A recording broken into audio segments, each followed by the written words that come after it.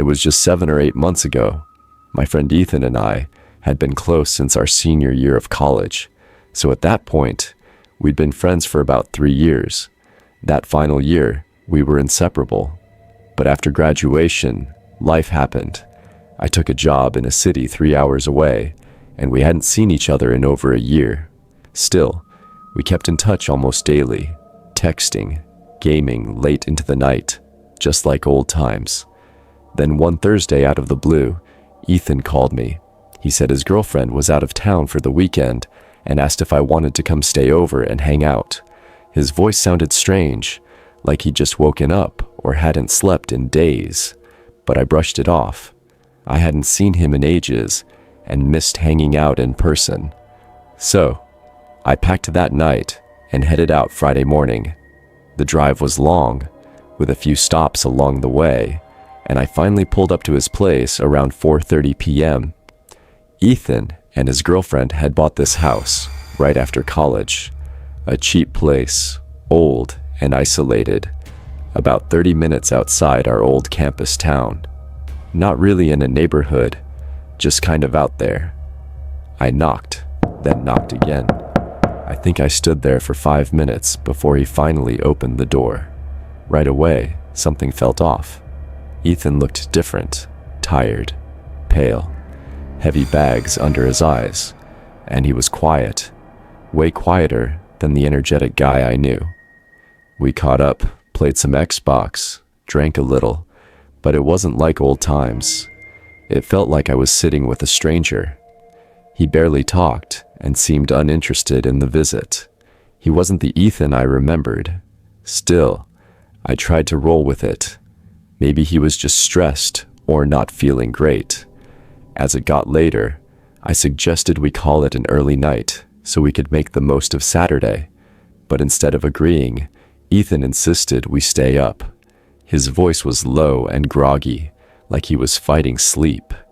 The more I suggested bed, the more he pushed back. Eventually, I told him I was going to crash. The energy in the room was weird and heavy. He barely reacted, just nodded and stared at the floor. I went into the guest room and froze. The room was completely bare, except for a single bed pushed up against the wall, and it looked brand new, like it had been set up just for me. Something about it felt wrong. Still, I tried to rationalize it. Maybe they never used the room.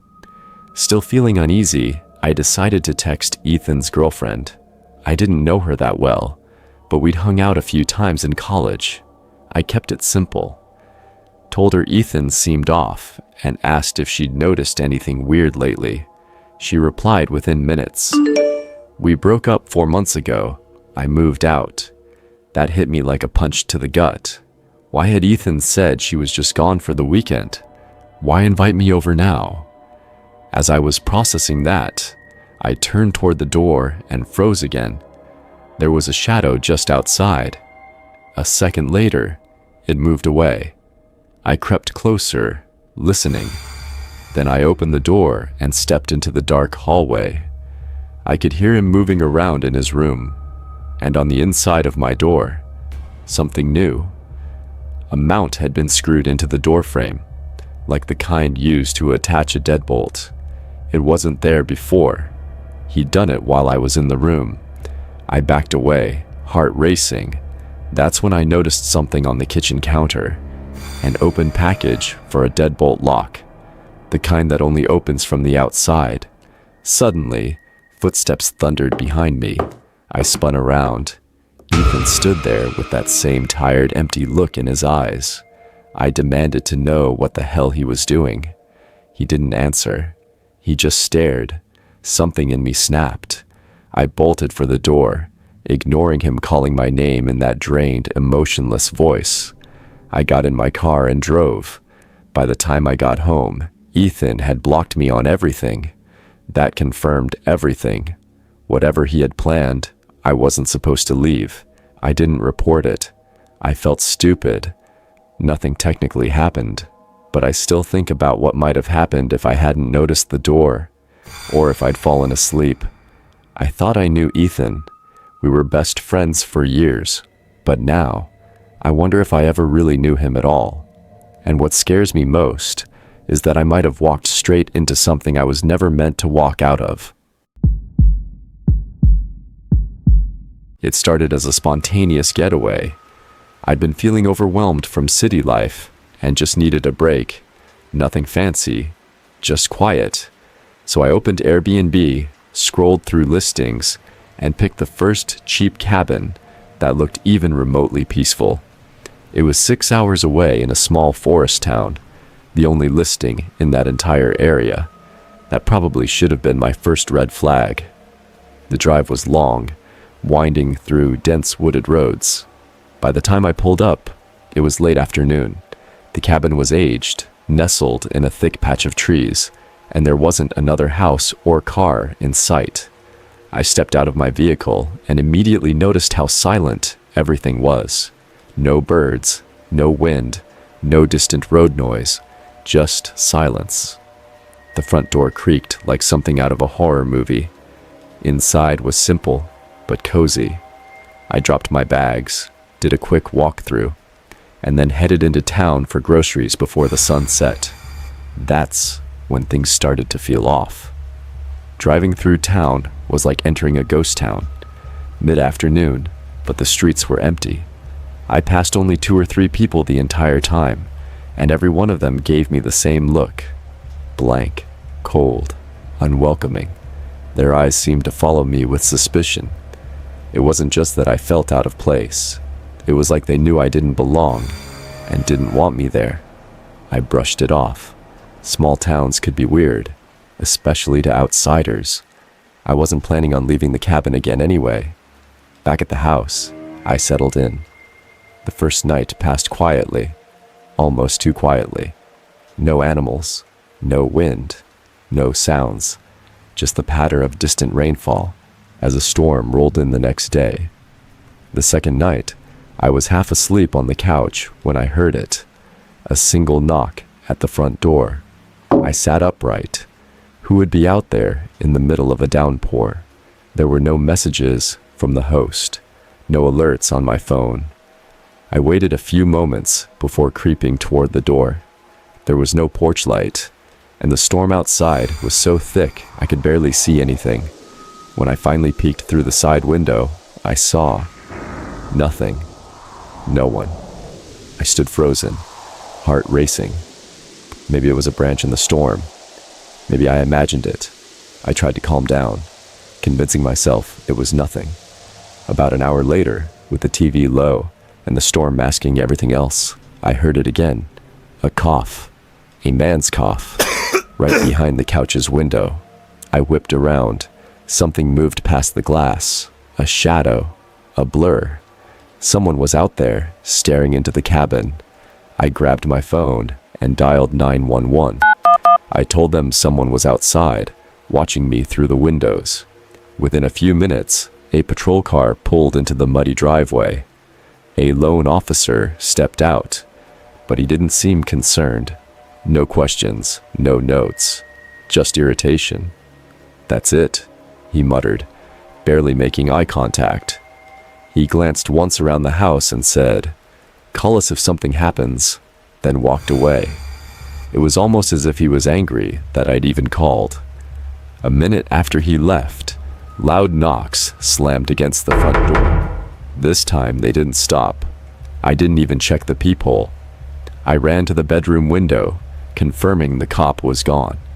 Whoever this was, they had waited until I was alone again.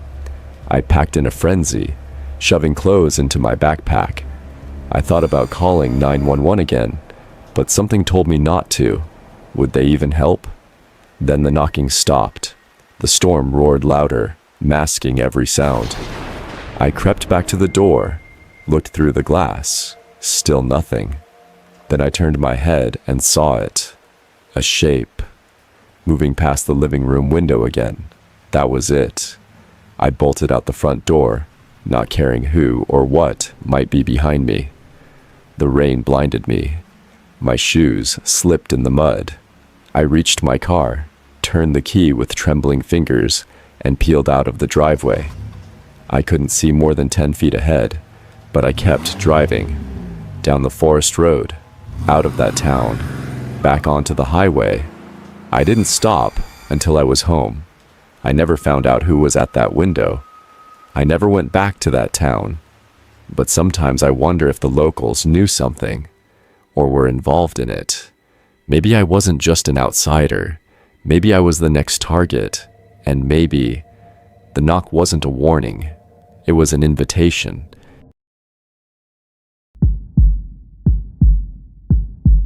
Me and a childhood friend of mine, let's call him Adam, decided to head out on a short weekend camping trip in the forests of Maine. We'd both done a fair amount of camping before, but this was Adam's first time at this spot. I had camped here several times already, so I knew the area well. It wasn't an official campsite or anything, more like a secluded clearing you'd only find if you hiked deep enough. We arrived sometime around 6 p.m. after hiking several hours off the main trail. The clearing was perfect, just enough space to set up tents and a fire pit, with thick trees all around, giving it that hidden, quiet feeling. We unpacked, pitched our tents, built up a small campfire, and cooked some food. Then we cracked open a couple beers and just sat there talking as the sun began dipping below the trees. It was one of those rare, peaceful nights. The wind rustled gently through the treetops. The fire crackled in front of us, and we just relaxed. But a couple of hours into the night, maybe around 9, we both froze when we heard something moving just beyond the glow of the fire. A crunch of dry leaves, a shuffle, then silence. We both grabbed our flashlights and scanned the edge of the clearing, but saw nothing. Whatever it was had stopped moving or left. We shrugged it off. Could have been a raccoon or some small animal. Stuff like that happens all the time out here. That moment was so brief and uneventful that I wouldn't have remembered it at all, if not for everything that happened later. Eventually, the night caught up with us. We poured out the fire, crawled into our tents, and went to sleep. The next morning, we woke early and hiked to a hidden gem of a spot, a private little pond with a small waterfall. It was one of the reasons I loved this area. No trail led to it. I had found it by accident years ago. It was the kind of place that felt untouched. We spent hours there, just skipping rocks, relaxing, even swimming a bit. Around midday, we headed back to camp to make some food and take a break. I even took a short nap. Later in the afternoon, around 6 p.m., we realized we hadn't gathered any firewood yet.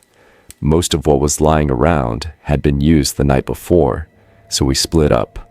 I stayed near camp, gathering what I could find. Adam said he was going to take a walk and explore a bit, maybe loop around and grab sticks on his way back. He always did that. I think being out in the forest alone helped him decompress. After maybe 20 minutes of collecting branches, I was back at camp, waiting. Time passed. The sun got lower, and I noticed it had been a long time since Adam left. Much longer than usual. We had no cell service this deep in the woods, but we both carried satellite messengers in our waist packs. They were mostly for emergencies, but they let us send basic text messages. I pulled mine out, about to check in, but Adam had already sent me a message. Got kind of turned around. Think I ended up back at the pond, I replied. Stay there. I'm coming. It was always smarter to stay put when lost. I knew the trail by heart, and with enough light, I could find him easily. So I threw on my pack, grabbed my flashlight, and started toward the pond. But as the trees closed in, and the last of the golden light faded, the forest began to shift. It's hard to explain unless you've been out there alone. The air thickens. Every twig snap makes you stop. It's like the woods hold their breath at night. About halfway to the pond, I felt my messenger vibrate. Another message from Adam. I stopped and pulled it out. "I see you." I stood frozen. The trail was silent. I looked all around, but no one was there. I wasn't near the pond yet. There was no way he could see me. I texted back, "I'm not there yet. Where are you?" No response. I picked up the pace. The air felt heavier, like something was watching. When I reached the pond, the trees around it looked ghostly in the fading light, but Adam wasn't there. I walked around the tree line, scanning. Nothing. I pulled out the messenger. My last message hadn't even been read.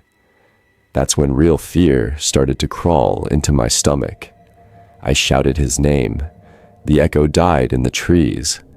Maybe he had already started heading back. Maybe he got his bearings and just didn't think to message me. I didn't want to stay out here any longer.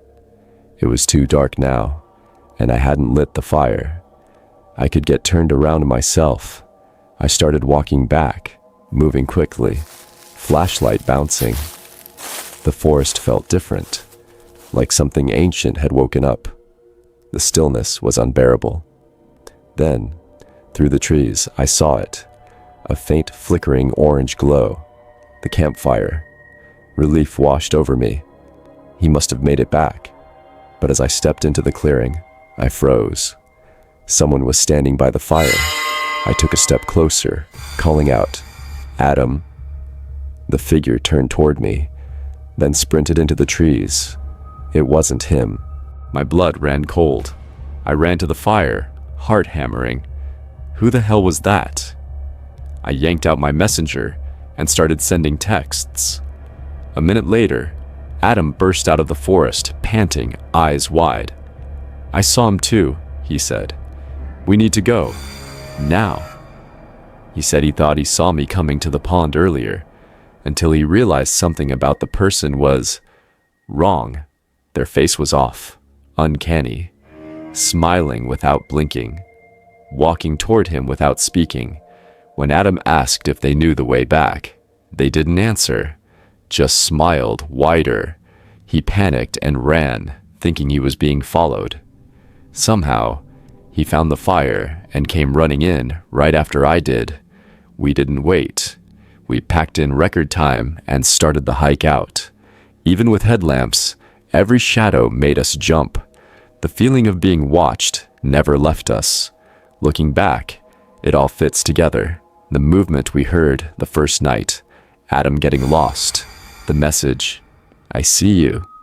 That man, whoever or whatever he was, had likely been watching us the whole time, waiting. And that's the part that still gets me. The idea of him out there, in the dark, just feet away, while we laughed, cooked, and slept. We never went back to those woods, and we never will.